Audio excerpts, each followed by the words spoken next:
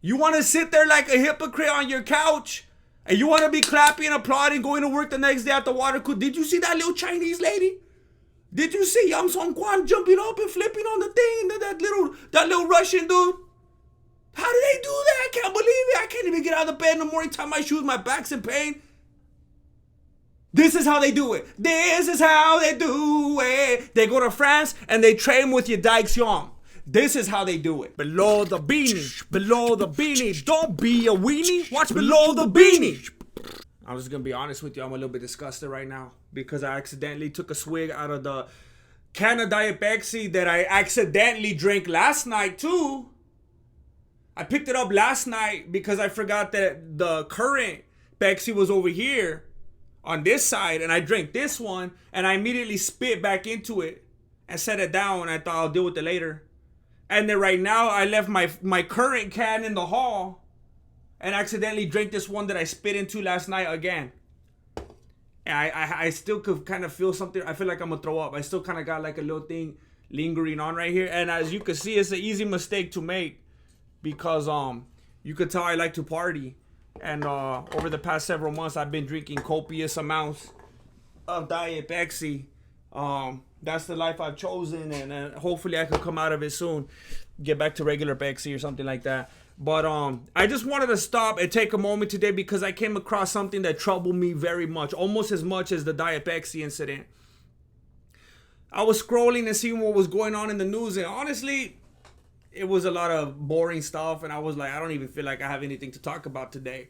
The only thing that I was seeing was like Sean O'Malley feeling like he's the next superstar. I feel like that fool's just every other day he's in the MMA news like hyping himself up, trying to keep himself relevant. I know that's what you got to do. You know, I got to respect the hustle, but my point is it's nothing new. And then Conor McGregor's out there. Supposedly he's gonna be reffing. I mean, that's how that's the trajectory these days. You go and you do the power slap in Cabo, and then boom, debut on TBS and start your new thing. You tip a lady off the boat in international waters, and now you're coaching the you're coaching a reality show. Mike Tyson apparently. He got caught up now. Someone came. I don't know if there's a statute of limitations or what. I'm not even going to get into that. If some lady's trying to say that this happened to her, who am I to come in and try to say no? Like, I'm not on that believe all ladies type of thing. I think that's just ignorance. I don't think you could just blanket, you know, a whole topic like that. But I'm also not going to be like, nah, you're wrong. At the same time, though, and I'm going to be honest, and maybe some people are going to get mad at me for this. But I gotta be honest, when the whole thing came up with Mike Tyson, and I saw that yesterday, I was like, look, if it happened, horrible, disgusting, horrific, terrible. Let's all get our pitchforks and poke some holes in that vato. Like, terrible. However, when I hear that this happened supposedly in the 90s, and then she shows up today and she's like, give me $5 million, I'm like, if Mike Tyson came and like violated me in a sensual manner, I don't feel like my recourse will be like, all right, just give me $5 million. That's the only thing I'm telling you. I don't know if you can get upset with me for that, but I'm just saying, I don't know how that, of course, it's never going to make it right. It's not going to undo anything, but I got to tell you, my beanie doesn't jump to money. If Mike Tyson rolls up on me and he's feeling a little bit funky, he's watching some MMA clips or boxing. You know how he was talking to Joe Rogan last time? He starts watching like boxing footage. He gets all excited. He's got kind of like a warped, like kind of a Ted Bundy going on thing. Like only certain things work, you know? And then he rolls up on me and I just been violated, like that kind of thing. I'm not going to say, okay, fool, now give me some money. Like, what? Is this a transaction or what? That's the only thing that gets me tripped up. It's interesting. You're not trying to get jail time. You're not trying to get him to do some kind of service for the community. You're not trying to get an apology. You're not trying to get him to come out. You're just saying, just give me the check. That's weird, I got to say. I don't know. I guess I can only say something if Mike Tyson if we happen to come across the same circles at some point and something like that, that's the only way that I could truly speak on it, I guess. But being on the outside looking in, I just think that's weird. But I'm not here to talk about that, and I don't know how I went on that tangent. I'm here to talk about some instructor that I came across when I was looking for something of some substance to talk about, and this was all I found, but it interested me very much. And you know that old thing, hey, it's 10 o'clock. Do you know where your kids are? I don't care what time it is. And the thing, we're in different time zones right now, and this ain't live, so I don't know when I'm going to upload this. Right now, it's 2:07 p.m. where I'm at right now on Khabib time. But I'm just going to ask you, I don't care what time it is. Do you know where your kids are? That's what I want. And maybe some of you are like, yeah, they're at school right now. Or yeah, they're right there, we're eating dinner. That's not what I'm asking. It's like metaphorically, you know? Do you know where your kids are? Like where they're at? You know? Where are your kids? Where are they? They might be sitting right in front of you. You're chewing on your broccoli or whatever. But where are they really, fool? Where are they really? It's Khabib time. Do you know where your kids are? Because I could tell you right now, the parents of these kids right here in this footage that I'm looking at, they know where their kids are. They know where their kids are. They're staying off the streets. That's where their kids are right now. They're staying off that Roblox. They're staying off that Fortnite. There's people that are hating on this dude right now, saying that he's an abuser. They're trying to send him straight to McDojo life. Look at these kids. I've never seen this many smiles in my life. Did you see that? Look at, they start off cringing and they think they're about to die. Look at that fool can't hold in his giggles. They're laughing. They're having the time of their lives. This is like a trip to Chuck. This is like an interactive trip to like Chuck E. Cheese right here. Look at that fool thought he was gonna die, and then he starts laughing. You can see it in their face, and you know they've done it before. You can tell the ones that have done it and the kinds that haven't. There's some of them that are welcoming of it. They're embracing it, and they're like, "Oh man, this is my favorite part. This fool's a clown. I like that he involves us and he comes down to our level. He has fun with us, and he's not like indifferent and just collecting checks. He's over here getting in it with us, you know." Some of them, they've been there before. They think it's funny. Other ones, they're scared. They're like, oh no, I'm about to die. And then they start laughing. Do you know where your kids are right now? I got to tell you, from first pool noodle experience, I have both been on the receiving and the giving end of the pool noodle. I've hit fools with the pool noodle, and I've been hit with the pool noodle. It's not threatening. It's not damaging. It's fun. It's a fun time. Now, we see fools like Conor McGregor playing touch butt in the park and stuff like that, and we laugh. We laugh, and we make fun of it, and it's a meme because it's soft, and it's ridiculous. It doesn't make any sense. It's not going to help anyway. It's not productive. But then we see this. We see this, and we're up in arms. We're trying to cancel this fool. For what? You want your child to experience this type of interactive training and conditioning and horseplay and laughing, or do you want him to do it in front of a screen, getting diabetes, getting detached retinas and everything from staring at the screen too much, soaking up all the Wi-Fi? How about this one right here? Does this offend you? Does this offend you right here? I clicked on the wrong thing. There we go. How about that? Some conditioning right there. Is that too ancient right there? Is that barbaric?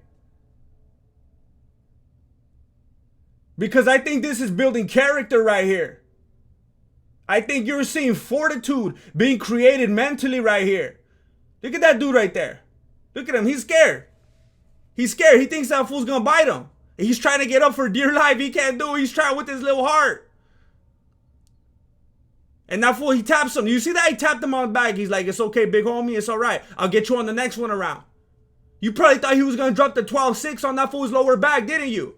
But he's like, nah, fool, I got you. He even gave him a little love tap right there on the lower spine right there. He's just trying to reassure him, trying to let him know everything's all right. Look at this. You never took a couple shots to the midsection? You never took a little soft kick to the abdomen, big old padding on the back like that? I want to see where the damage is done. Why are people offended at this? Is this fatphobic or what? Is this Fortnite phobic? I want to know what the problem is with conditioning the youth of the world. I was about to say of America, but they're in France. Look at this. Oh no, he's flipping them. He's flipping. Look at those little gymnast looking fools. This ain't their first rodeo. This ain't their first flip. They've been doing this. They love it. They're thriving. You know how you watch people on the Olympics? You're like, how do they do that? How do they go up and flip 7 times in the air? I wish I could do that. I'm glad they interrupted my regularly programmed schedule so that I could watch this. I'm so happy that I got out of work so I could watch these fools flipping all over the place. I wonder how they do that. Because they started here. They went to France with the homie Yidikes Yom. This is how they did it. You want to sit there like a hypocrite on your couch and you want to be clapping and applauding, going to work the next day at the water cooler. Did you see that little Chinese lady? Did you see Yam Song Kwan jumping up and flipping on the thing? That little Russian dude? How do they do that? I can't believe it. I can't even get out of bed in the morning, tie my shoes, my back's in pain. This is how they do it. This is how they do it. They go to France and they train with Yidikes Yom. This is how they do it. It made me sick when I went on there earlier and everybody was criticizing this fool, talking papas about this fool, acting like he's a monster. It's ridiculous. It's insane. And I just wanted to get on here and give him some support because I think he deserves it in this time right now because there's fools coming after him. There's fools coming after him. And this is a good old school type of trainer that's not afraid to get his paws dirty. This is beautiful right here. He's engaged. He's plugged in. He's invested. Other fools, they overpopulate the school. It's like when you go to the doctor and you're like, fool, I had an appointment at 2 o'clock. It's like 4:48 right now. It's like he doesn't like flood it like a McDojo and just like watch from the front of the thing. Like, oh, yeah, everyone's doing the thing. I'm collecting my check. I went to one of those cookie cutter academies I found on Instagram. I got like 300 students per session now. No, he's in there with them. Look at that. Mr. Miyagi type fool right there speaking motivation to him. It's beautiful.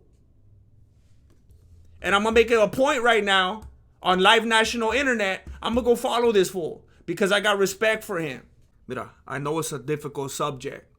Like the same thing about Mike Tyson and the allegations and Conor McGregor and the allegations and any other allegations we hear about.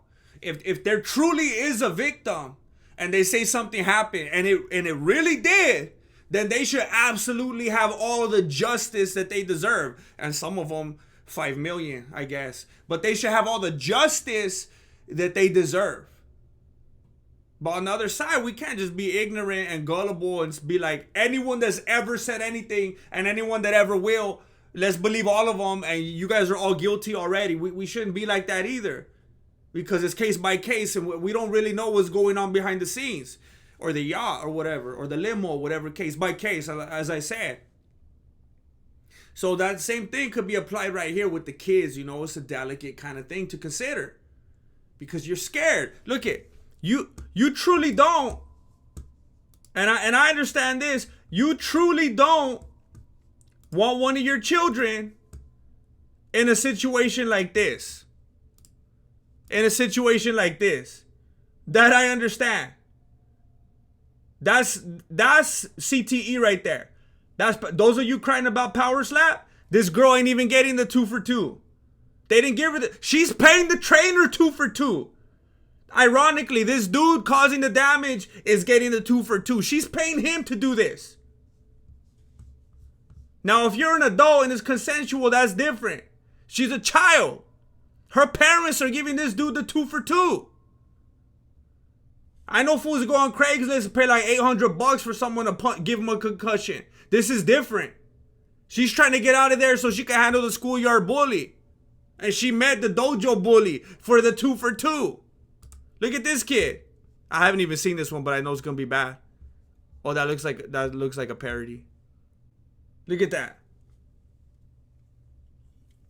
That's not even a that's not even a real dojo. That's a Planned Parenthood subdivision right there. They're infiltrating the dojos of America. They think that we're not aware of the big picture agenda. Trying to scale back on the global population. They think that we haven't seen the Georgia Guidestones. Look it up. Look into it. I brought this up to tell you. I know it's a delicate thing because you want to protect your kids and you want to make sure people are doing right by them.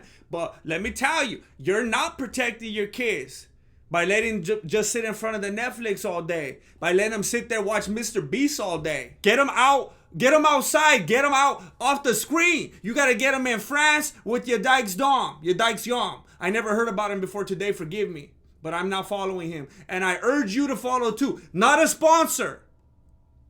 Not a sponsor. I'm just trying to come to his side and give my support for whatever that's worth. Because I think he's out there doing good work. And he's toughening up the youth. He's making them strong. Making them resilient. Teaching them how to work hard for something.